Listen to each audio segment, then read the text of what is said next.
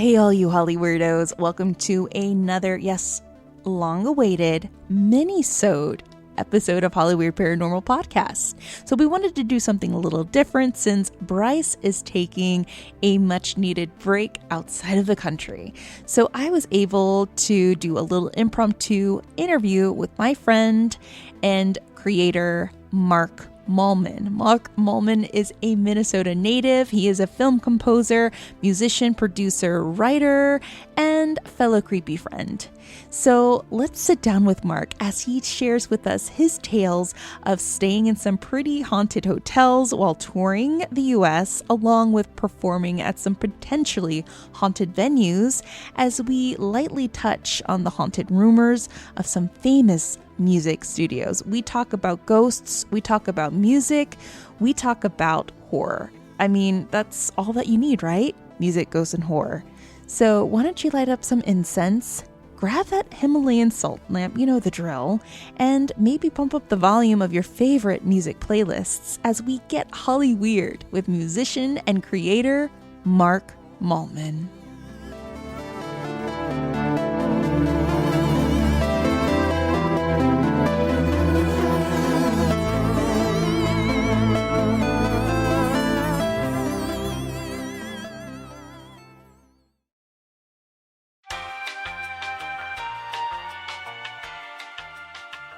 Hey guys, as you heard in the intro, this is going to be a Minisode episode. As you know from our last episode, we have been slammed, to say the least, with a lot of things that have been going on in our lives, and all great things, don't get us wrong. Bryce has gone back to acting, and now he's out of the country. He's in Canada, as he should be. And I'm sure, right now, he is not only thinking about us, but he's thinking about us while sitting in a Tim Hortons drinking some delicious Tim Hortons coffee. I've had it. It's freaking amazing. So I'm sure for some of our East Coast listeners or listeners from Canada, you know that we know what's up over there. And I'm sure he's probably wondering, what is he going to have for dinner? It's probably poutine, because I know poutine is delicious. It is carbs on top of carbs on top of dairy on top of carbs, which those things make up what is Bryce's DNA. So with that said, he's having a really great time. As for myself, you guys have seen Instagram. You've seen the process of my journey. My husband and I are trying to look for a house. Wonk, wonk. And yeah, that's what it feels like. It's pretty dismal. And for some of you out there who've reached out are in the same boat with me, because it's just everywhere. But here in Los Angeles, it is harder. And every time there's a open house, I'm like Britney Spears. It's like all eyes on me in the center of the ring, just like a circus. And we have been trying so hard to find the perfect place for us. And I know we're going to find it. It's just going to take some time. And honestly, if you guys want to know the scariest thing that LA has, it's definitely the housing market. Let me break it down to you in a couple of seconds in this one scary story. It was a dark and stormy night in Los Angeles, which is kind of odd because it's rarely dark and stormy here. It's always windy and pretty darn nice. But in this particular instance, it's a dark and stormy night. And the wind was howling and the palm trees were rustling. And all of a sudden, in this housing market bubble, the interest rates went up to 5%. Gasp. And waiving all contingencies, double gasp. Yeah, that's how it feels like right now. But on the topic of scary stories, I got to sit down with musician and content creator and writer Mark Mallman. And Mark had some pretty interesting stories based from his tours all over the US with his band as they stayed in some pretty gnarly yet potentially haunted hotel rooms and have performed in some haunted venues. And then he shared a couple of stories of one particular music studio, the Pachyderm Studios in Cannon Falls, Minnesota. This studio space was the mecca of all these legendary albums that came out of there. Hell, even Nirvana's In Utero was birthed there.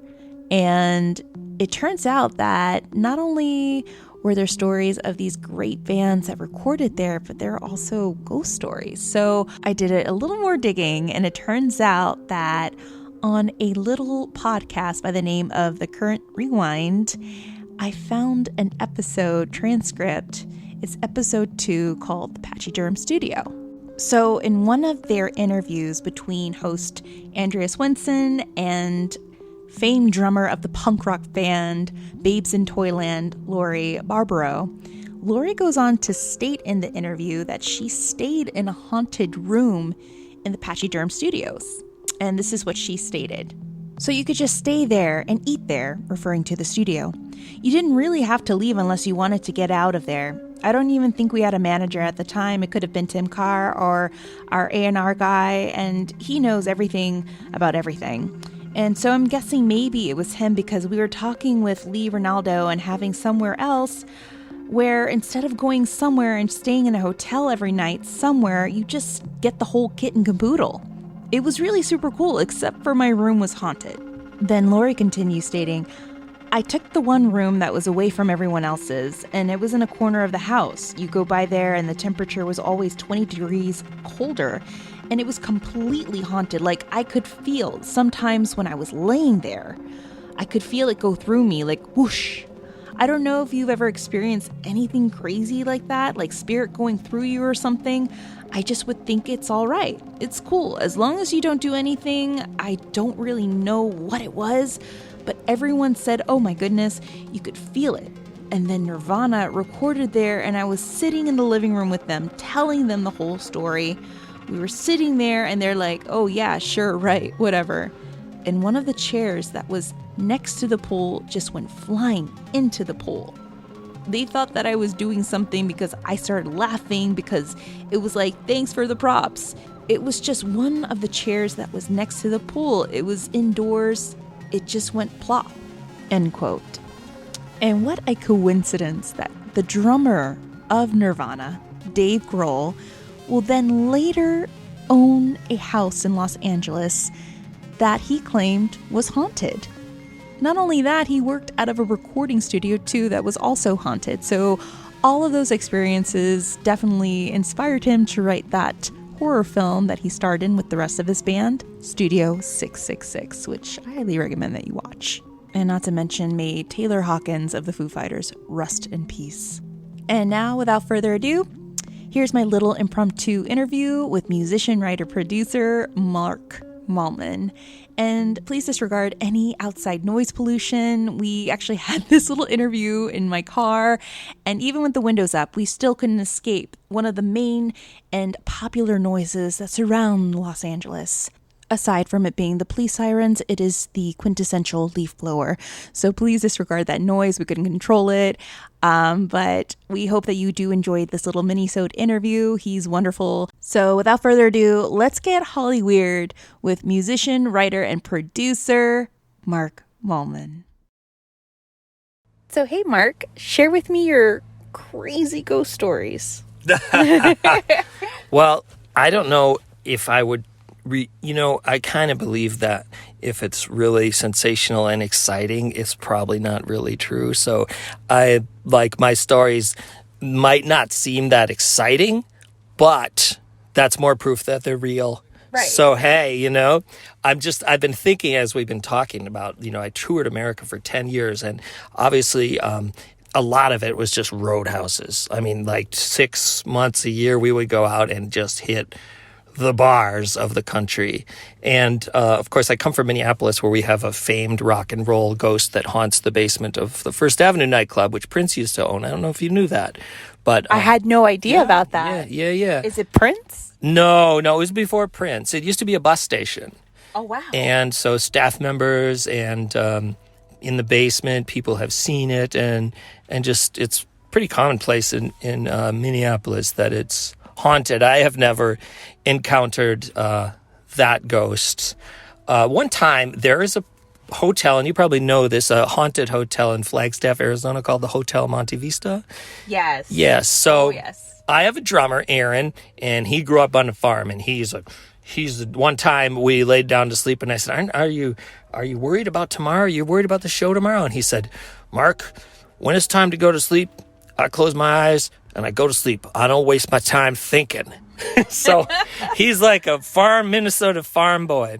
And I didn't know that the Monte Vista was haunted. And we were on a tour, and they have a cool lounge. It kind of looks like the Red Room from Twin Peaks. Yeah. And they said, my agent's like, well, you guys get a free room. And for us, that's great because sometimes we would sleep on floors. This was maybe 2006.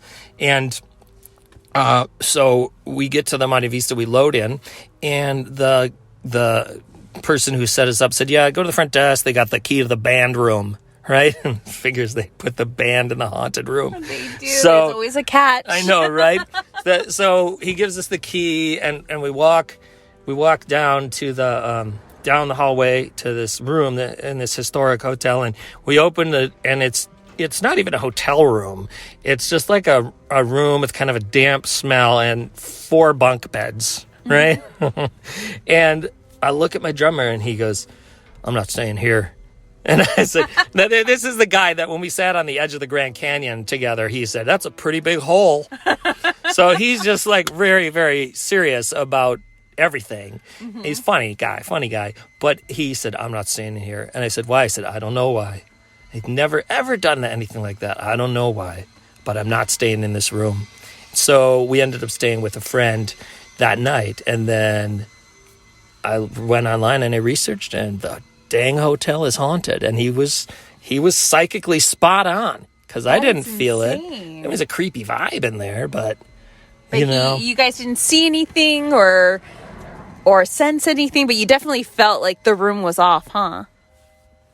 It's weird because it was creepy in that room, but it was creepy in a way that like your brain would like say, well, of course I think it's haunted. This room is kind of creepy. Mm-hmm. And it definitely wasn't dressed up by the hotel to be creepy. It was just like, look, if there's a room we're going to throw the bands in, let's throw them in that dingy room. So I don't know the extent of the haunting of that hotel because I don't know that. I have stayed in other haunted hotels, like in Red Wing, Minnesota. There's a St. James Hotel, and then that one has a lot of activity. That one I've heard many accounts and stories about.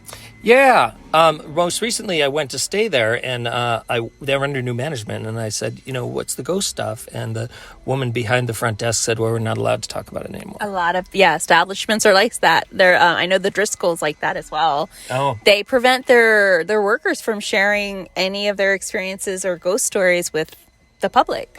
The Driscoll is so beautiful. It is. It's a beautiful hotel. This hotel, the St. James in Red Wing, do you know some of the reasons why it's haunted? Or I do? I can't remember. I wasn't sure if I could be wrong. I could be wrong at this, but at the St. James, wasn't there like a match or a game that went horribly wrong and ended up someone dying from a gunshot wound? Could that be it? That could have happened. Mm-hmm. There was in the 1800s.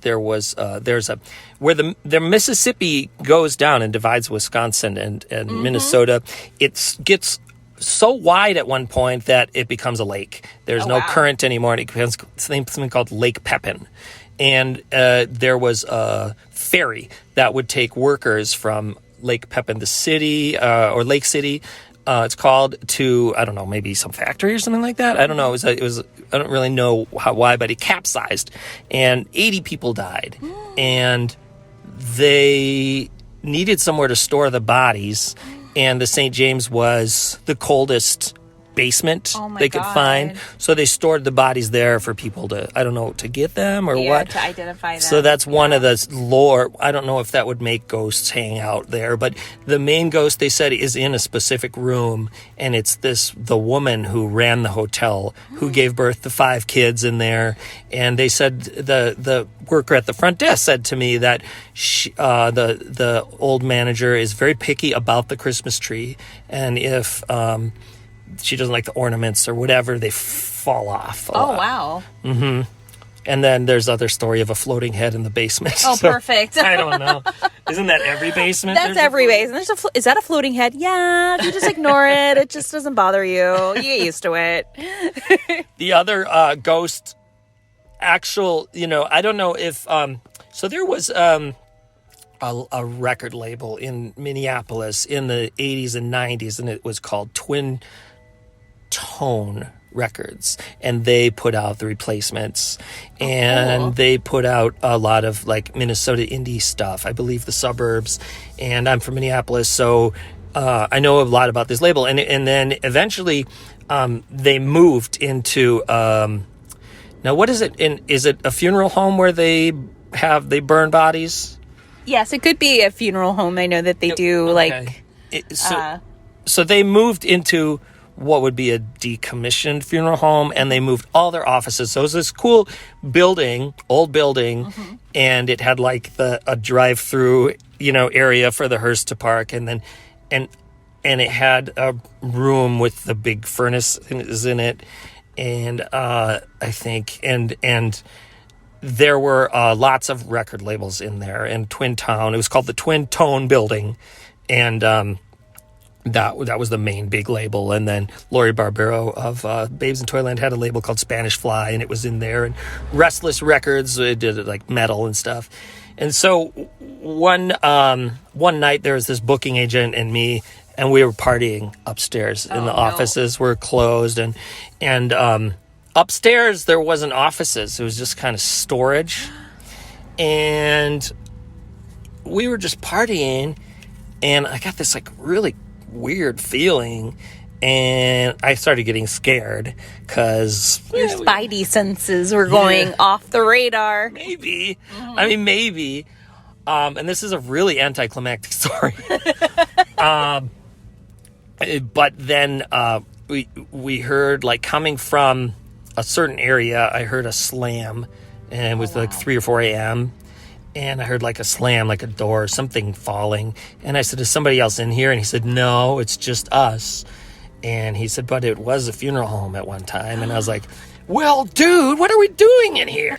And then the last one I'll tell you, I've been on the road many times, and the Hotel Monte Vista was the only time. I've toured the Winchester Mystery House and things like that, and we don't encounter anything. But I was living in a suburban house in Minnesota, and I was touring a lot, so I was living with my manager in a room in his house.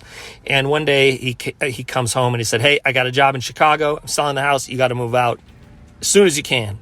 Well, I knew this guy who had bought a church, and I called him and I said, hey, did you remodel that church? And he said, yeah, I did. And I said, do you have any rooms in it? And he said, well, the basement. And I said, great, that's great. The basement sounds great. And so I go there and I check it out, and it's like, it's okay, tricked out. There's a lot of areas that have not been tricked out, but I didn't even think about it. So I grabbed my stuff that night, and I'm like, this is going to be so cool. He put a hot tub in there. He put like a movie theater in there. It was awesome. And I move all my stuff in, and then 2 a.m. rolls around, and I'm laying in my bed, and I'm like, I am now sleeping in the basement of an old church from the 1800s. This is scary as crap. And I never had anything happen until about after a year down there. People would be like, how can you sleep down here? This is scary. But this is a time in my life where I had a giant painting of Cthulhu over my bed. I would like watch Exorcist by myself in the basement of a church, and I would get off on it. One night, the door to my bedroom just started going. No. Yeah. So the doorknob to your rooms just started jiggling, like it just like somebody was trying to come in. And I mean, could you find out like what could have been the source behind it, or have you heard anything about maybe other stories of people who have gone through the same episode? Okay, so there's more to this story. I had someone who claimed to be psychic who said there's no ghosts in this. And there was one thing I didn't tell you about the jiggling of the doorknob. It was April 20th. It was 420. So that might have played into it. Could have been like someone had one too many edibles.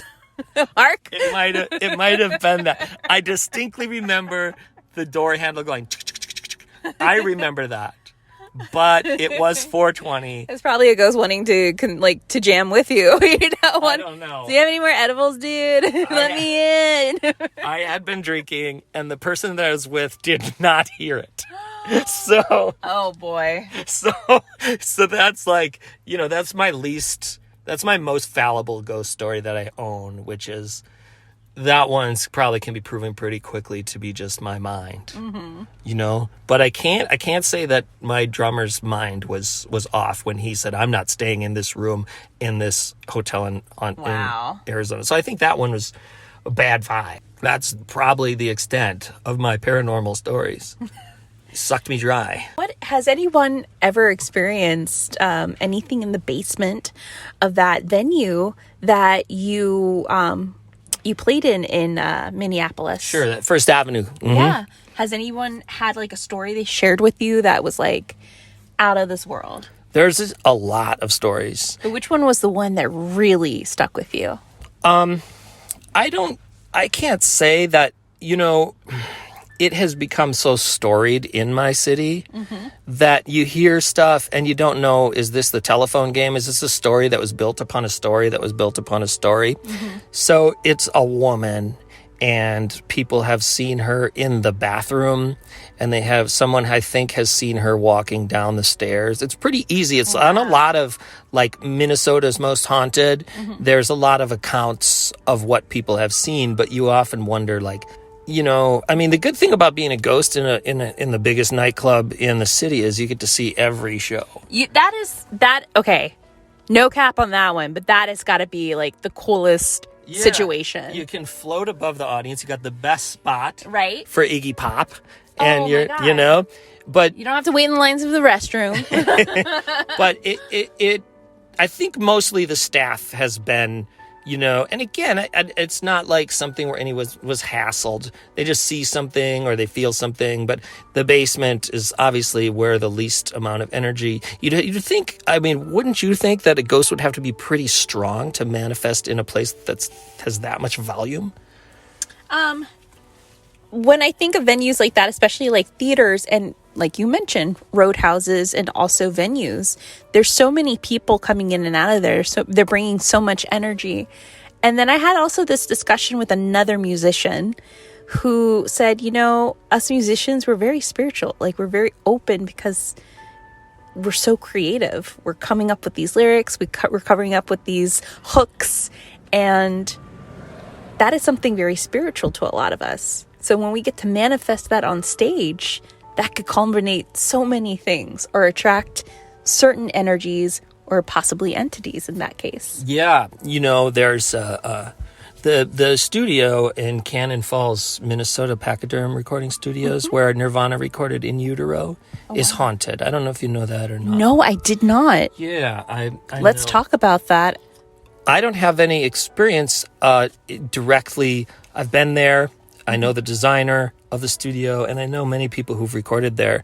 I don't have any, I don't want to it's a great recording studio. It's top of the line studio. In Utero was recorded there, and a lot of other really great albums were recorded at this studio. It's beautiful, and the drum room is great. The piano room is great. So I don't want to these are my coworkers. So I guess I would rather say the stuff that I know off mic. Because I don't want to. Oh, I see. Out of respect, yeah. I respect that. But then, the other thing is, with musicians, we party a lot. I'm sober now, but I have partied a lot in my life. And so you never really know, it's not a clear visual of what the spirit did. But I will say that there's an indoor pool there, and I've heard that that's where most of the stuff happens, over the indoor pool in there. Very interesting. And I've heard it's not friendly or nice. Yeah. Have there been accidents in that pool? I don't know the history of the house. Oh, okay. It was a house, and they they turned it into a recording studio. And it's beautiful. A lot of those big recording studios have a house adjacent, so that if, like Nirvana, for that album, they flew in and they stayed in the house, and then they recorded in the studio, and then you don't have to go far. And that was the idea behind it. It's kind of like a retreat studio that bands can go and just focus on their album. Right. So interested to know if any of the members had an experience. I know, Dave Grohl, he had, I think, an experience. Could have been there, maybe, if I remember, but he does share an experience of the supernatural, the paranormal, in regards to a recording studio. I don't know if it was there or possibly here in North Hollywood, because I know he recorded here with them too at one point. Is that right? Okay, yeah. Could have been, but I have to look into it. Yeah, that would be, I mean, I could do that too on my, we could both combine forces on that for Rock and Roll Ghosts. Yeah, Rock and Roll Ghosts on TikTok. But I will say, like, I think that, like, when you play music, since there's, like, you know, some people say, you don't play the instrument, you are the instrument. And a lot of times, you know, you learn your skill, how to improvise, you learn your skill, you know the scales, you know how your instrument plays. But then when it's time to really solo and do a performance, you can't always say where that came from. Mm-hmm. And that's why there is music, because there are some things we can't express with words. So there is definitely something that draws musicians. And that's why you see musicians being so laid back, because we're just kind of like, hey, man, some things you can't explain. Like, I can't explain the melody I just played. Right. I can't tell you why it was so like, beautiful to me and why people resonated with it, but it just happened. And it's coming from a place that you don't spend time analyzing. It's just, you're playing a saxophone and it's beautiful. And so I can see that where musicians might be a little more open. We were talking earlier, if those who believe in demons see demons, and I suppose on a positive angle for that, artists and musicians and creative, like, we train ourselves to close our eyes and see something. You know, when you're a creative person, you have an idea for something and you bring it into the world. Right. And where does that idea come from? You know? Right. The other space. Mark, tell us about your second book that's coming out, so our listeners know where to find it, know when to wait for it, and what your intention of it is, like, what's behind the whole book. Well, I wrote a book. Now, this isn't very paranormal. No. But I could change the premise of my whole book to be about ghosts. It's about ghost bank robbers. But I think in a lot of ways it could be, like, linked to ghosts in a different sense, like ghosts of our pasts, ghosts of whatever we're going through. Yeah, I actually, my first book is about processing trauma with happy music and listening to happy music. Yes. to help me deal with the death of my mother. Mm-hmm. And so there is I do have a psychic reading in that book, and in this book it lies heavily on, like, a Ouija board. And my books are based on truth, so I journal about what's happening. And in this book, it was trying to get over a breakup and desperate times. So I was doing things like, I can't get an answer, I can't figure something out, so we used the Ouija board. And there were a lot of metaphors coming out of The Exorcist and Poltergeist. And so, but really what this next book will come out in 2024, but the Happiness Playlist is already out. And it's a good book, by the way. I highly recommend that you guys read it. I'll be posting it on our social media. Thank you. Mm-hmm. What I'm writing about is kind of the opposite of what we're talking about with horror films. We're using the horror film to easily process something that's complex to process through a metaphor. Well, thank you so much, Mark, for sitting down and talking about music, haunted musical venues and studios, along with your book and horror. Yeah. What a great little list and a moosh of collections right there. And thanks for having me in. I got to say, your studio is wonderful. Thank you. It's in the car, guys. We're in my car in Old Town Burbank. I just took Mark to the Mystic Museum, the Bearded Ladies Mystic Museum and Camp Horror. And we tried to go to Halloween Town, but it was closed. So they're closed Wednesday through Saturday. No, they're open Wednesday through Saturday. They're closed Monday through Tuesday, unfortunately. And then we visited the vacuum store where I encountered the ghost of Frank.